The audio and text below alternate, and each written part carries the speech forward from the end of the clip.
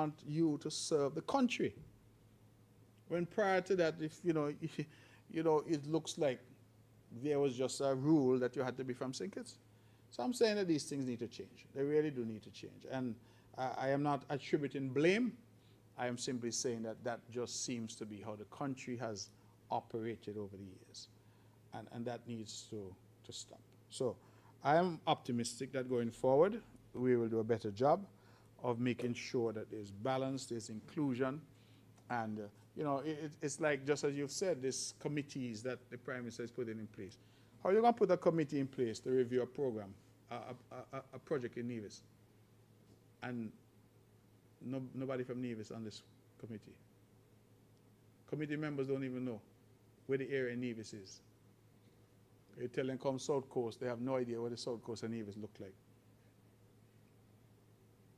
And again, it may not be something that is ill will, but just that is the traditional thinking, right? You think I could put a committee in place in Nevis to review Christopher Harbour? I mean, people in Singers will laugh me to scorn. So we need to confront these things, not in a hostile. Shimika Bajin, Von Radio, One Radio once more. Mr. Premier, I know that you spoke this morning about the film festival, which falls under tourism, but are there any new or additional initiatives to boost tourism on Nevis, and how will they impact local businesses? It's a new year, first quarter to be exact, so what can we expect? And are there any locals or asylum seekers that were already deported to the Federation from the United States? If so, can you present any figures, or when will they be expected to start arriving? That's it for me. Thank you. But you have a way of asking me questions. You're in the wrong press conference, Some of these questions you should ask of the Prime Minister and Minister of National Security. I wouldn't know, for example, if people are coming back, because that doesn't come through me at all. It doesn't involve me at all. They land at RLB.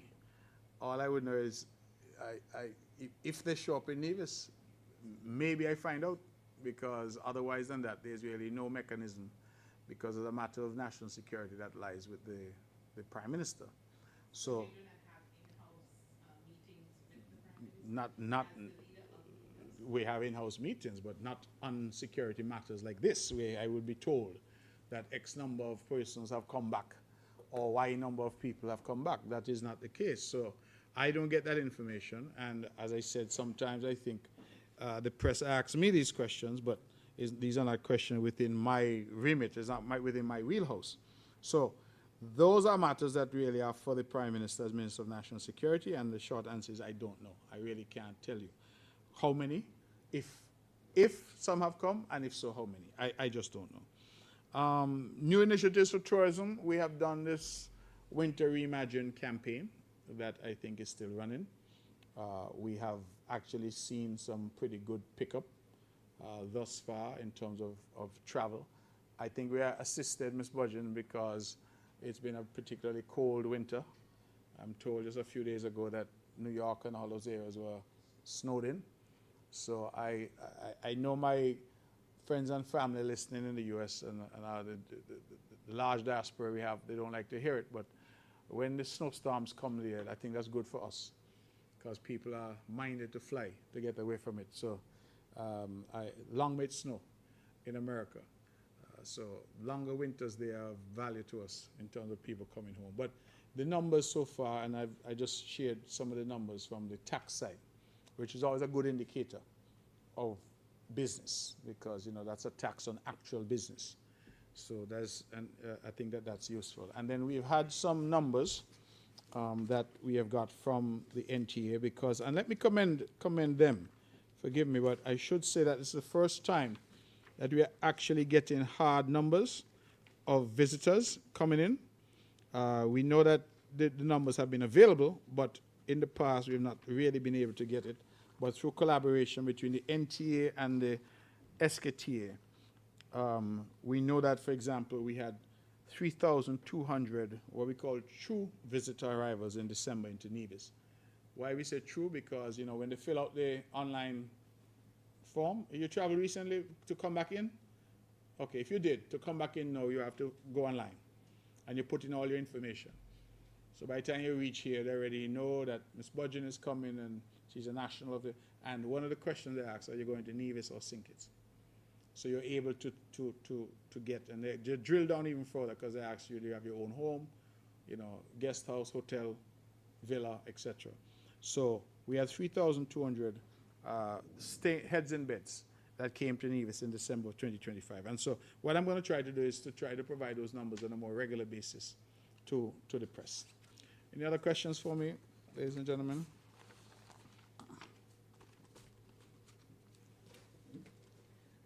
Good day, Mr. Premier. Elke Hewlett, Department of Information again. Speaking on accepting those non-national deportees and refugees from the U.S., Yes. what is the NIA's stance on taking such persons into Nevis? So basically, can the federal government dictate that Nevis accept any such persons, in your opinion? Also, oil prices have hit 7-month highs as tensions rise between the U.S. and Iran. What is the implication for the NIA and the Nevis Electricity Company, NEVLEC, especially in relation to the ongoing reprieve from fuel surcharge that residential consumers presently enjoy, and likewise the cap on fuel surcharge for commercial consumers? Thank you. Ms. Hewlett, thank you for your questions. Deportees, can Nevis refuse? The short answer is no, because again, once somebody lands in St. Kitts, they're in the Federation. And so if we were to take, and I'm being facetious, but if we were to take 10,000 deportees tomorrow, all who arrive at RLB, all of them can catch a boat and head to Nevis. There's absolutely nothing Nevis could do about that. Right? And that is why I keep saying that coordination between Basti and Charlestown is important. In fact, it's critical. Because if those 10,000 people, and please, this is me being facetious in terms of a number, but if those 10,000 people were to jump on the boat and come to Nevis, the question would be now, what is Nevis's carrying capacity? Do we have housing available? Do we have jobs available? Can our hospital handle it? All of those are important questions, but none of those questions were asked of Nevis when the agreement was made with the United States. And so I go back to the point that I'm making, that the country is not just St. Kitts, the country is St. Kitts and Nevis. And there are certain decisions when made will impact Nevis. So when people come, you have right now a situation where OECS nationals are coming to Nevis in large numbers, seeking employment and to be here, and I welcome them. But the Premier of Nevis has zero control over that. There's nothing that Nevis can do. Let us say, for example, we say, well, we have a job shortage in Nevis, or we have a housing crisis in Nevis. There's nothing that we can do. So the only way that this works properly is for Basti to coordinate, to say, hey, Premier, we are considering this. What is Nevis's position in terms of, can you take 10, 50, 100? Bearing in mind that all may end up in Nevis. Nevis nice, as I say. So people land and people come. There's nothing that we can do on Nevis to stop it, because that is the nature of the current situation. Oil prices high, Ms. Hewlett, you're asking a question that keeps me up at nights, because every time there are conflicts in these areas, and for whatever reason it looks like conflict and oil go hand in hand. Whenever there are conflicts in this region, our people pay the price. And oil prices, there are other prices that take time, but oil prices is almost immediate that you get the impact of that price increase. You're right that currently the NIA shields the public from the fuel surcharge. We don't charge it on households, and we cap it for businesses. And even so, electricity is still high. That's one of the biggest complaints we get, is the cost of electricity for small businesses and for individuals. So this is something that we will have to look at to determine what we do, how much more we can carry in terms of the pressure that it puts on the resources of the NIA. There are many times I think that the NIA could be in a surplus position in terms of its budget, but it has to be subsidizing electricity to shield our people from the full impact. It also, though, Ms. Hewlett, emphasizes why we have to move to renewables at a much faster pace. So that really, at the end of the day, is the only complete answer, is for us to You get this geothermal out of the ground, you get more solar, you get more renewables, because that's the only thing that's going to insulate us from war in Iran and war in Iraq and war in Venezuela and war everywhere else that is oil producing. Any other questions for me?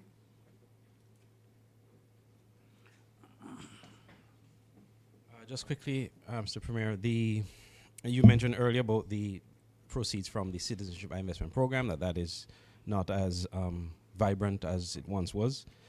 What's the future for that as it relates to Nevis? Previously, I would have asked you about projects that would have started under the CBI that have stalled.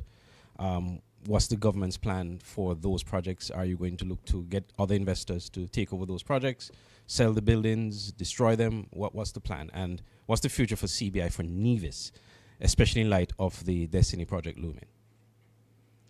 Mr. Huey, CBI, I think, will continue to play a role in our economy. In fact, I would hope that it continues to play a role.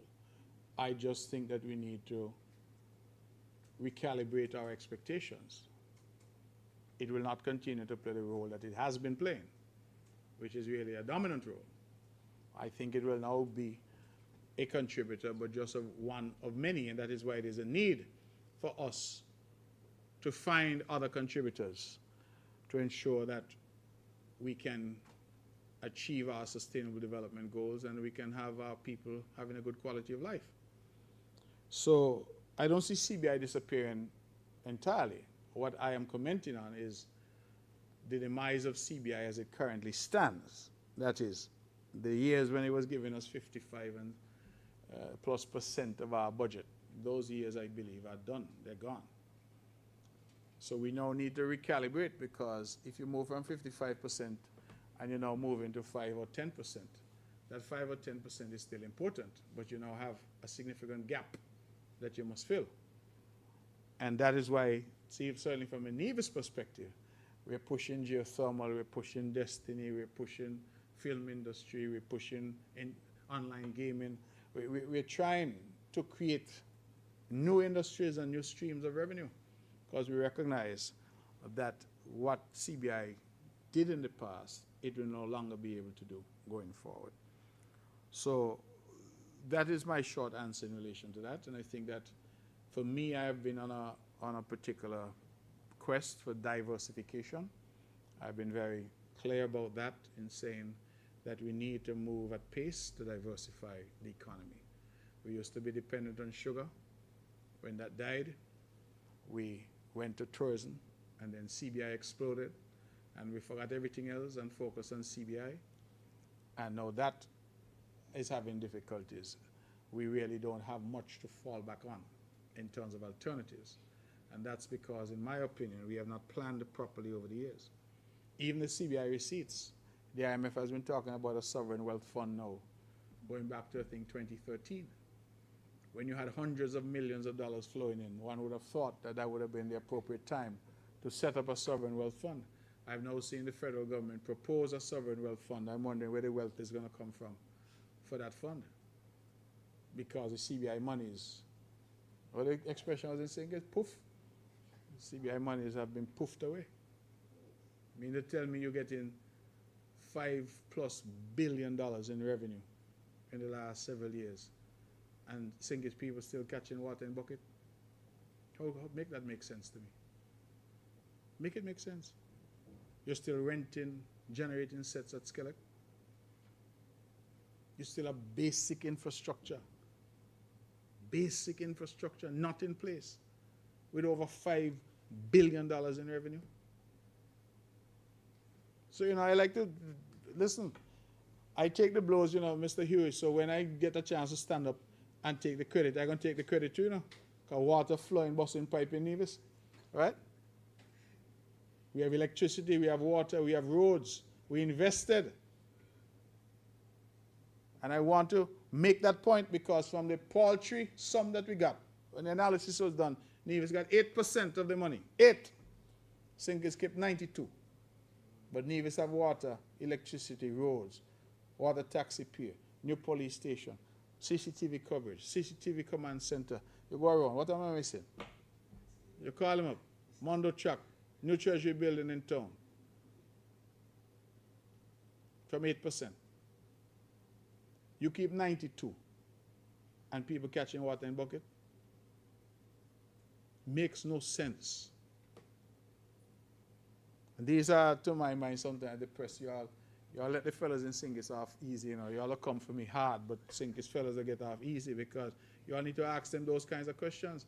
Where has $5 billion gone? Go ahead. Where has $5 billion gone?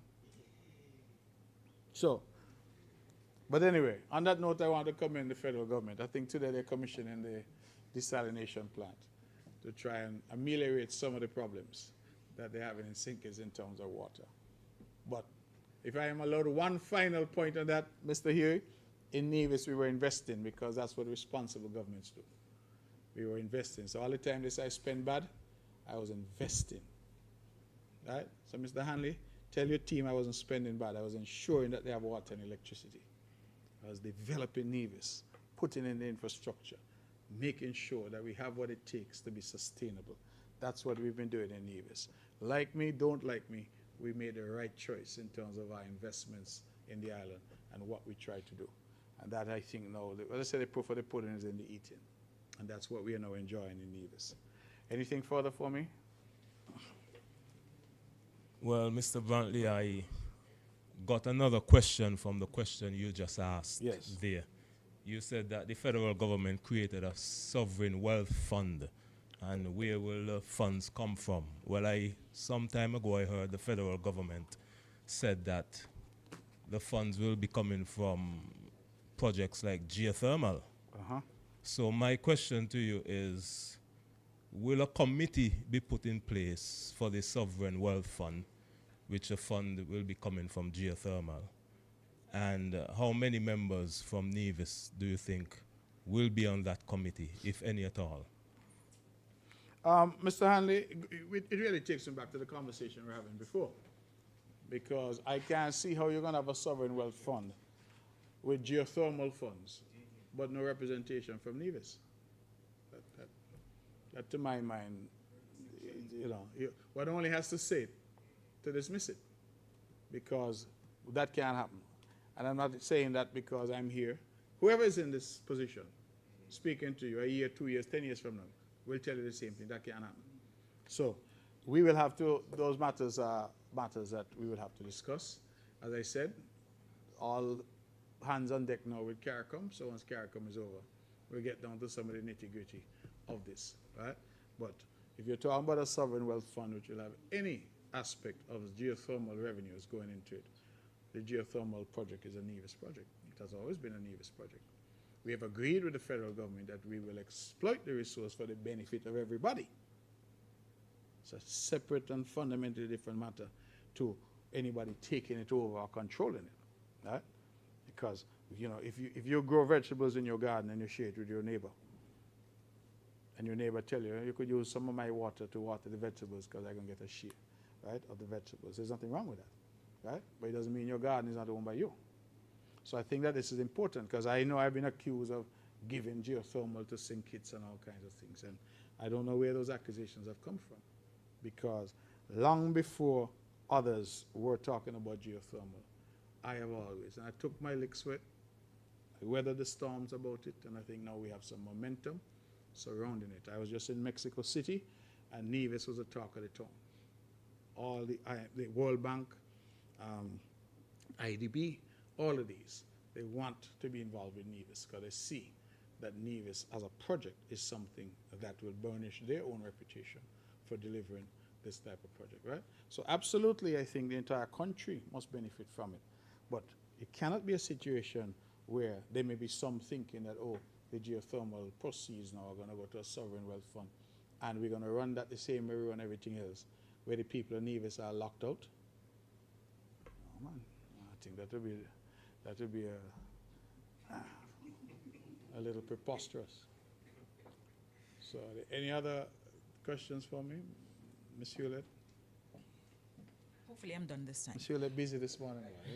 Yeah? You're working me out, yes. Okay, so recently, fortunately, unfortunately, I had to avail of the services of, what was it, Chateau Alexandra.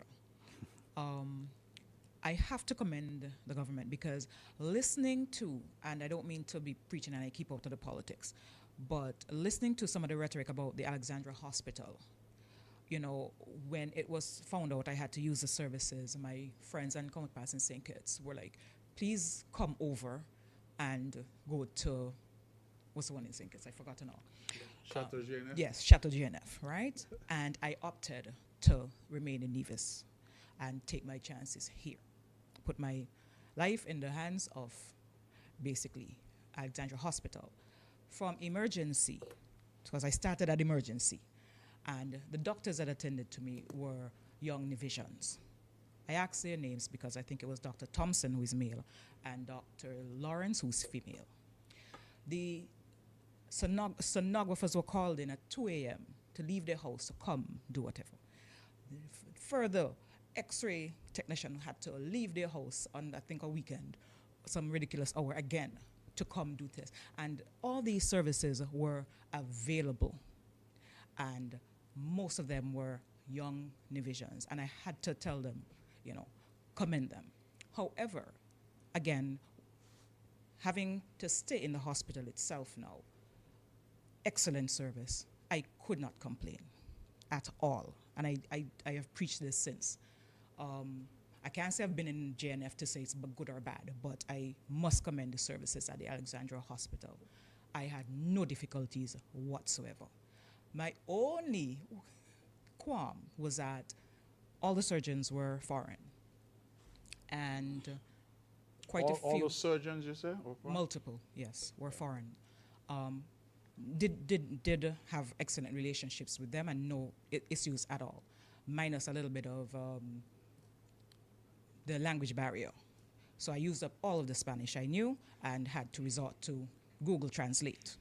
But we got along just fine and we understood each other. Also, I almost had to learn Nigerian. And what do they speak in the Philippines? For nurses in the hospital itself, I think I had one local nurse. So is anything being done to really, I know nursing is difficult, to push the locals into specializing, going off to be nurses and to specialize in terms of surgery and to, you know, be internists and what's not? Thank you.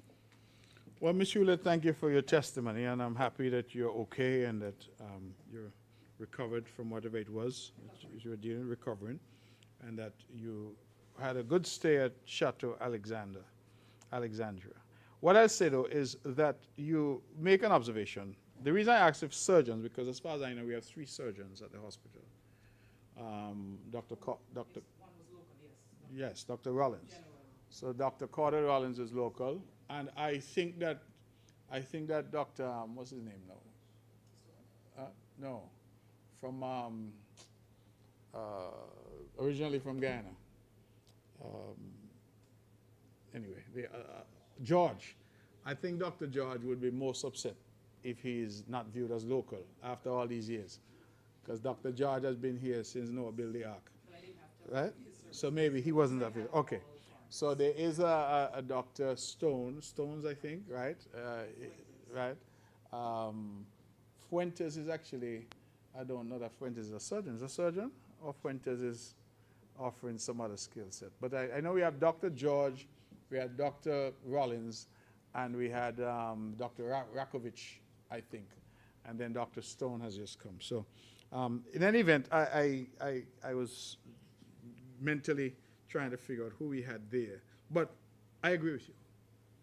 We need to do more to get our own people.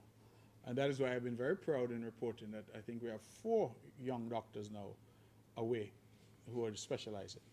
I mentioned the ophthalmologist because she's going to be back with us next year, hopefully to take over our eye care program. And we have others, I think, specializing. There's somebody, I think, doing radiology. Astro's son is doing radiology, young Dr. Brown. And we have others who are there, engaged in different disciplines. As you know, medicine is a wide field with lots of options. But we have had a difficulty persuading some of our young doctors to take opportunities to go off to specialize. They have families, they have commitments, so we understand that, but we continue to work with them and to encourage them because we think that that's important. Right now, what I think we have is we have a good cadre of general practitioners who are Nivision, and they do excellent work. You mentioned Dr. Lawrence and Dr. Thompson, both of whom I know very well. But we also, so we've had now a difficulty now with the specialists. That's where the difficulty has come in, and so we've had to go outside for specialists.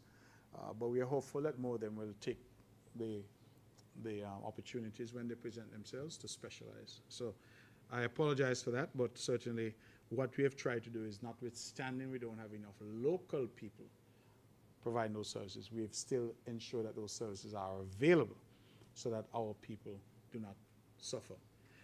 In relation to the nurses, Ms. Hewlett, I am happy that you said that as well, because Nevis is now getting nurses from Nigeria.